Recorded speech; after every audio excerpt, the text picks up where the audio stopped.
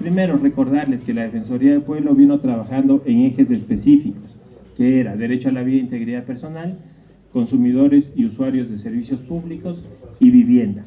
Estos ejes actualmente van a ser el de hábitat, vivienda y servicios públicos añadido, y además un eje que vamos a trabajar que es prevención y protección de derechos humanos en situaciones de conflicto naturales o sociales. Vamos a abrir ese espacio de trabajo en la Defensoría del Pueblo. En el ámbito normativo, ¿qué se quedó pendiente? Y ustedes lo conocen, la Ley Orgánica de la Defensoría del Pueblo. Esperamos que en esta ocasión sí podamos hacer que la ley dé a luz.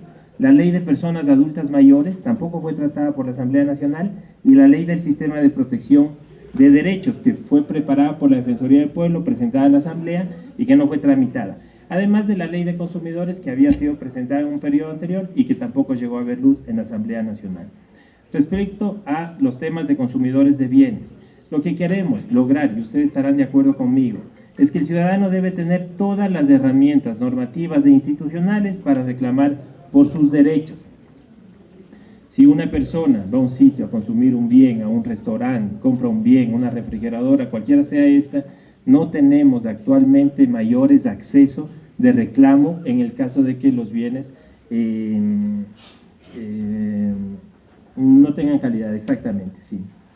Respecto a los consumidores de bienes, a la ley, requerimos de una ley, fundamentalmente, que tenga un único órgano de control regulatorio. Actualmente el ciudadano tiene muchas puertas por donde ir, casi ninguna de estas son eficaces. Si bien la Defensoría del Pueblo resuelve el 70% de los conflictos que llega a conocer, aún hay un 30% que no se resuelve en la Defensoría del Pueblo y que tampoco se resuelve en los juzgados de contravención conforme ordena la ley. Y no tenemos un órgano administrativo regulatorio que lleve adelante procesos administrativos e infracciones administrativas. Lo que en algunos casos sería una superintendencia. No existe una superintendencia en este sentido, y nosotros creemos que debe reformarse la ley para que exista este órgano. Y también debemos fortalecer a los juzgados de la función judicial para que sancionen. Si no tenemos sanción con respecto a las infracciones que se cometan en la ley de consumidores, el consumidor no va a estar protegido. Requerimos que esas sanciones existan y que los juzgados de contravenciones de la función judicial efectivamente lleven adelante los procesos y sancionen. En el tema de consumidores, hay que mencionar que ya no estamos huérfanos de directrices de Naciones Unidas. Desde hace aproximadamente 2 años existen las directrices de Naciones Unidas sobre temas de consumidores de bienes. Es necesario que el Ecuador implemente estas directrices en su normativa y en su política pública. Y vamos a crear también un consejo consultivo sobre temas de consumidores en la Defensoría del Pueblo, que lo va a manejar Paulina Murillo, y también vamos a fortalecer asociaciones de consumidores. Eso es lo que específicamente nos comprometemos en los temas de consumidores. En el tema de usuarios de servicios públicos, que está dentro del eje de hábitat, vivienda y servicios públicos, ustedes deben conocer, si lo recuerdan, que cuando hubo el evento de hábitat de Naciones Unidas, la Defensoría del Pueblo presentó una herramienta de georreferenciación de los servicios públicos en el país. En este momento estamos en capacidad de conocer qué tratamiento tiene el agua, la luz, la electricidad, otros servicios públicos con respecto a parámetros de derechos humanos que vienen dados por Naciones Unidas. Podríamos saber exactamente cómo se maneja el tema del agua en las provincias de la costa, en las provincias de la sierra, si es que cumplen con parámetros de derechos o no. Esta herramienta es absolutamente necesaria que sea utilizada por los gobiernos autónomos descentralizados, que sea utilizada por SEMPLADES y que sea utilizada por otros ministerios. Es una herramienta que le pertenece a la Defensoría del Pueblo, georreferenciación de servicios públicos, y que le queremos dar vida en los próximos años. Si ustedes gustan, por supuesto, podemos hacer y queremos hacer una presentación pública respecto a esta herramienta, a la que estarán cordialmente invitados. El otro eje que hemos venido llevando adelante, lucha contra la violencia y la discriminación. Vamos a focalizar nuestros esfuerzos en deudas pendientes con los colectivos. Con las personas desaparecidas, que ustedes saben que la Defensoría del Pueblo ha sido un acompañante permanente, vamos a continuar acompañando sus causas individualmente y sus propuestas de cambio. Hoy en la tarde mismo ya tendremos una primera reunión con una persona representante del colectivo de personas desaparecidas. Con las personas que sufren enfermedades raras o poco frecuentes. Miren, este tema es un tema que está ocasionando mucho daño en el país, se está llevando vidas humanas y el Ecuador aún no ha tenido la capacidad de dar una respuesta integral. Hay muchas maneras de incluir a las personas con enfermedades raras o poco frecuentes en el país, pero hay una sola que puede ser categórica en cambiar la realidad del país, y esta es que exista un centro de investigación genético, que otros países ya lo tienen y el Ecuador no ha podido desarrollarlo a pesar de que está en su diseño.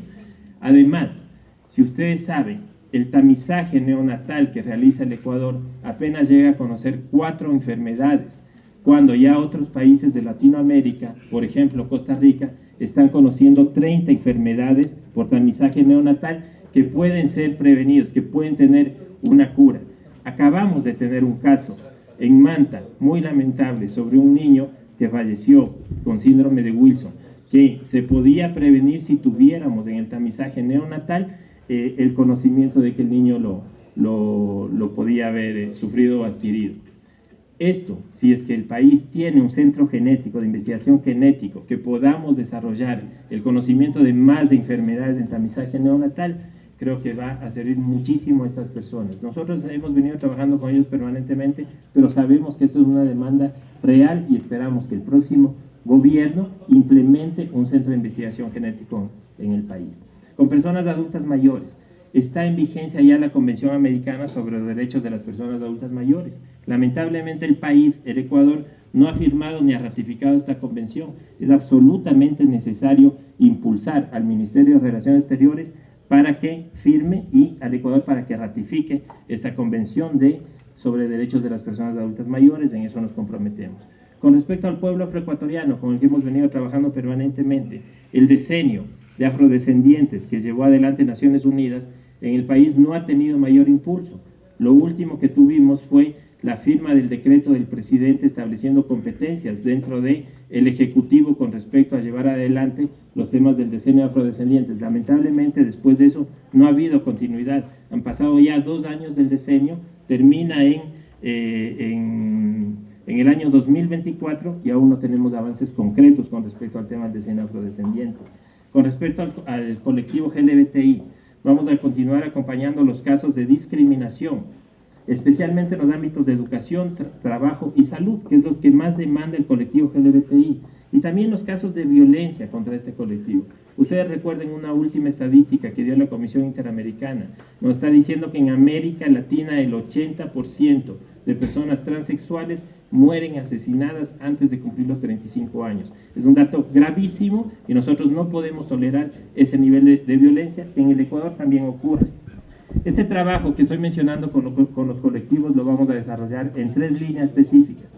Vamos a tener un consejo consultivo sobre temas de discriminación.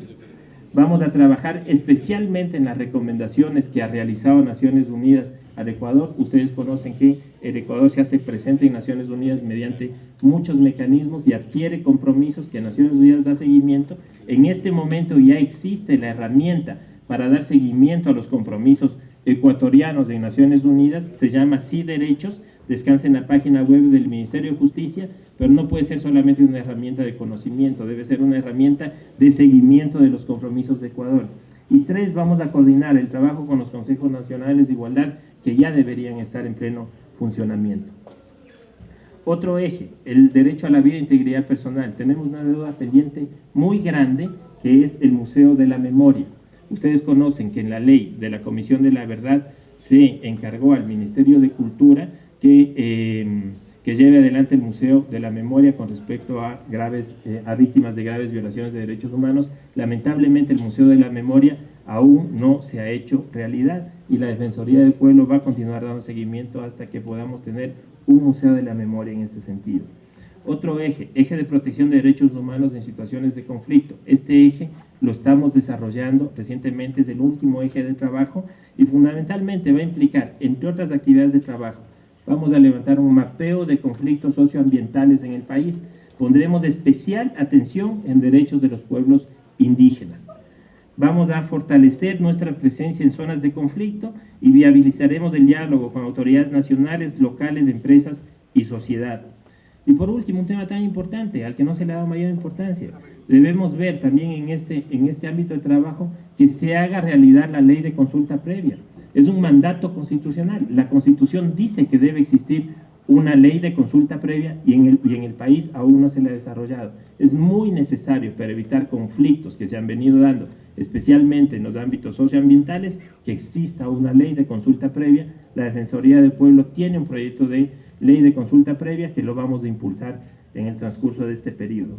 En el ámbito internacional hay muchos ejes de trabajo, pero quiero mencionar solamente uno con el que ya nos hemos venido comprometiendo desde hace algunos años, y es que se incorpore en el Ecuador el trabajo sobre empresas y derechos humanos. El Estado no puede ser el único responsable de la vulneración de derechos humanos. Existen también vulneraciones de derechos humanos en los ámbitos de las empresas, especialmente los que tienen que ver con medio ambiente.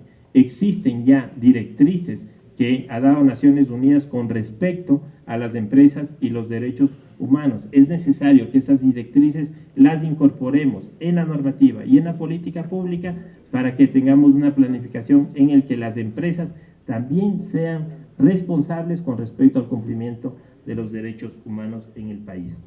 He mencionado algunas, creo que las más importantes. Sin duda el ámbito de trabajo es mucho más grande con nuestras direcciones de promoción de derechos, de tutela de derechos y de incidencia en política pública. Tenemos otros campos de acción que, como les dije al principio, los vamos a plasmar en una planificación que será realidad en las próximas semanas y a la que ustedes tendrán acceso. Muchas gracias por su atención.